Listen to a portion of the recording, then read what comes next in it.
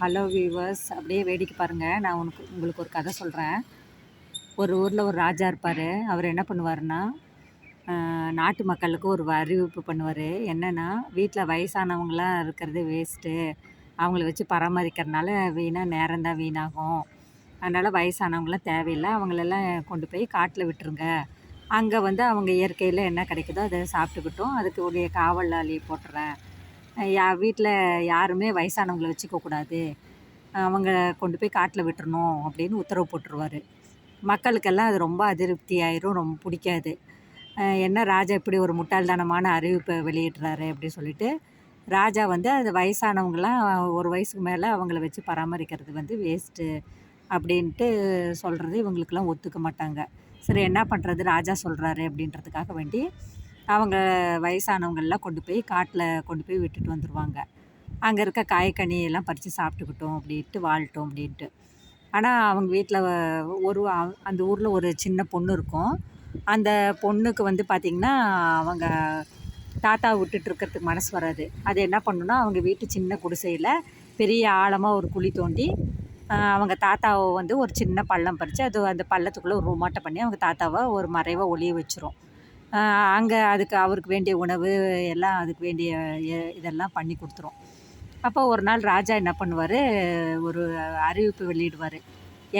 நான் 3 சந்தேகம் இருக்குது. என் 3 விடுகதையும் நான் யார் தீர்த்து வைக்கிறாங்களோ, இந்த புதிருக்கு விடை தீர்க்கிறாங்களோ அவங்களுக்கு நல்ல பரிசு கொடுப்பேன். அது இல்லாமல் அவங்க என்ன கேட்டாலும் நான் அதை வந்து அவங்களுக்கு கொடுக்கறதுக்கு தயாராக இருக்கிறேன் அப்படின்னு அறிவிப்பு வெளியிடுவார். சரின்னா அறிவிப்பு என்னென்னா, சத்தம் இல்லாமல் கையில் சத்தம் போடாமல் ஒரு ஓசை கொண்டு வரணும் அப்படின்னு சொல்லுவார். அதாவது கொட்டாத மேளம். மேளத்தை வந்து கொட்டினா தான் சத்தம் வரும். அது கொட்டாத மேளத்தை யாராவது ரெடி பண்ண முடியுமா அப்படின்னு கேட்பார். சரி, நான் அடுத்த நாள் வந்து இந்த குட்டி பொண்ணு வந்து அவங்க தாத்தா அந்த குழிக்குள்ளே மறைச்சி வச்சுருக்குதில்ல, அவங்க தாத்தாட்ட வந்து கேட்கும். தாத்தா இப்படி ராஜா வந்து கொட்டாத மேளம் வேணும்னு கேட்குறாரு, நம்ம கையால் ஓசை எழுப்பாமல் சத்தம் தானாக வரணும், அது முடியுமா அப்படின்னு கேட்கும். உடனே அவங்க தாத்தா சொல்லுவார், முடியுமா, நான் சொல்கிற மாதிரி செய் அப்படின்னு சொல்லிட்டு தாத்தா ஒரு ரகசியத்தை சொல்லி அனுப்புவார்.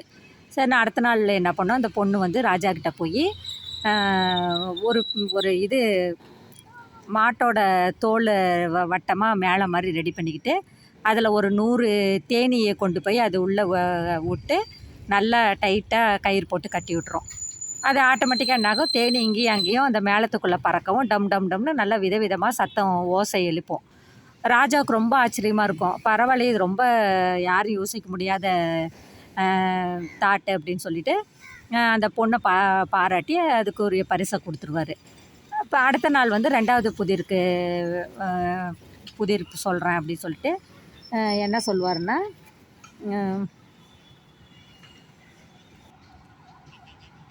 2வது புதிர் என்ன சொல்லுவாருன்னா, எண்ணெய் இல்லாமல் விளக்கு எரியணும், அது முடியுமா அப்படின்னு கேட்பார். எண்ணெய் போட்டால் தான், ஏதாவது ஒரு எரிபொருள் போட்டால் தான் விளக்கு எரியும், அதை யாராவது ஏற்பாடு பண்ண முடியுமா அப்படின்னு புதிர் போட்டுருவாங்க. மறுபடியும் அன்றைக்கி ஈவினிங் வந்து அந்த பொண்ணு வந்து தாத்தாட்ட கேட்கும், தாத்தா எண்ணெய் எரிபொருள் இல்லாமல் விளக்கெரிய வைக்கணும்னு சொல்கிறாங்க, முடியுமா அப்படின்னு. முடியும் அப்படி சொல்லிட்டு மறுபடியும் அந்த பொண்ணுக்கு அதில் ரகசியமாக அதை சொல்கிறாரு. சரின்ட்டு அடுத்த நாள் அந்த பொண்ணு என்ன பண்ணும், 4-5 கண்ணாடி பாட்டிலில் காட்டுக்கு போய் விதவிதமாக ஏகப்பட்ட மின்மினி பூச்சை பிடிச்சிட்டு வந்து அந்த பாட்டிலில் அடைச்சி நல்லா இது போட்டு பிளாஸ்டிக் கவர் போட்டு நல்லா ரப்பர் பேண்ட் வச்சு நல்லா கட்டி விட்ரும். அப்போ பார்த்திங்கன்னா அந்த மின்மினி பூச்செல்லாம் நல்ல பிரகாசமாக எரியும். ராஜா கிட்ட கொண்டு போய் காமிக்கும், அந்த ரூமே அப்படியே பிரகாசமாக நல்லா எரியும். இந்த மின்மினி பூச்செல்லாம் விதவிதமாக அந்த பாட்டிலுக்குள்ளேயே ஓடுறது, நிறையா பாட்டில் அது பிடிச்சிட்டு போய் காமிக்கும். ரூமே ஒளிரும். ராஜாவுக்கு ரொம்ப சந்தோஷமாயிரும். பரவாயில்லையே, இது ரொம்ப நல்லா ஐடியாவாக இருக்கே அப்படின்னு சொல்லிட்டு அந்த பொண்ணை பாராட்டி அன்னைக்குரிய பரிசையும் கொடுத்துருவாரு.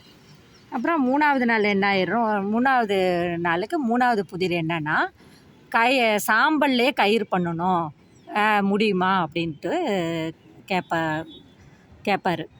சரின்னு மறுபடியும் அந்த பொண்ணு என்ன பண்ணும், அவங்க தாத்தாட்ட வந்து கேட்கும். தாத்தா அதுவும் என்னால் முடியும் அப்படி சொல்லிட்டு மறுபடியும் அந்த பொண்ணுக்கு அதில் சொல்லுவார். திரும்ப அந்த பொண்ணு என்ன பண்ணும், அடுத்த நாள் வந்து அரசவைக்கு எல்லாம் கூடியிருப்பாங்க. மற்றது 2 கூட மூளை யோசித்து பண்ணிட்டாங்க. பட் இந்த சாம்பலில் வந்து கயிறு திரிக்கிறதுன்றது யாராலையுமே முடியாது. அது பாசிபிளே கிடையாது. இந்த பொண்ணு கண்டிப்பாக இதில் ஜெயிக்க முடியாது, பரிசு வாங்க முடியாது அப்படின்னு எல்லாருமே ஆவலாக பார்த்துட்ருப்பாங்க. சரின்ட்டு அந்த பொண்ணு என்ன பண்ணும், ஒரு பெரிய தட்டில் ஒரு கயிறை வச்சுட்டு அந்த கயிறை வந்து தீக்குச்சியில் பற்ற வச்சிரும்.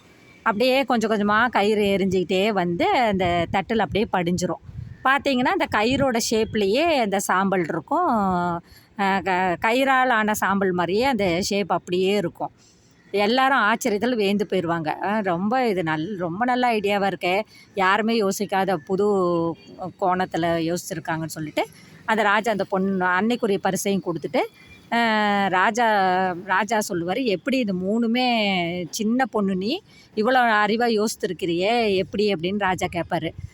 நீ என்ன கேட்டினாலும் நான் அதை தர்றேன் அப்படின்னு வேறு சொல்லிருக்கறனால என்ன வேணாலும் கேளு, 3 போட்டியிலையுமே நீ ஜெயிச்சிட்ட அப்படின்னு வந்து சொல்லுவார்.